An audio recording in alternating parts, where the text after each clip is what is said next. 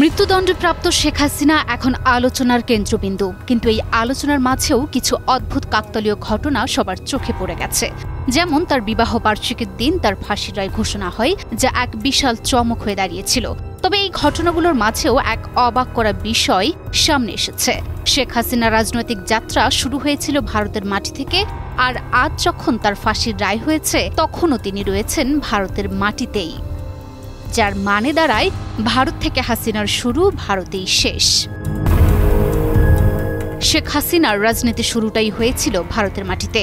১৯৭৫ সালের ১৫ই আগস্ট শেখ মুজিবুর রহমানকে সপরিবারে হত্যার সময় তৎকালীন পশ্চিম জার্মানিতে ছিলেন তার দুই মেয়ে শেখ হাসিনা ও শেখ রেহানা। পরে জার্মানি থেকে এসে শেখ হাসিনা ভারতে চলে যান। সেখানে থাকা অবস্থায় ১৯৮১ সালের ১৩ থেকে ১৫ই ফেব্রুয়ারি বর্তমান কার্যক্রম নিষিদ্ধ আওয়ামী লীগের ১২তম সম্মেলনে তাকে দলীয় সভাপতি করা হয়। ওই বছরের ১৭ মে তিনি দেশে ফেরেন। এসেই রাজনীতিতে সক্রিয় হয়ে যান তিনি। আর আজ যখন দেশ থেকে বিতাড়িত হয়েছেন, ঠিক তখনও তিনি ভারতে আশ্রয় নিয়েছেন এবং সেখানে থাকা অবস্থায় নিজের শাসনামলে তৈরি করা ট্রাইব্যুনালের আদালতেই মৃত্যুদণ্ডাদেশ পেয়েছেন হাসিনা।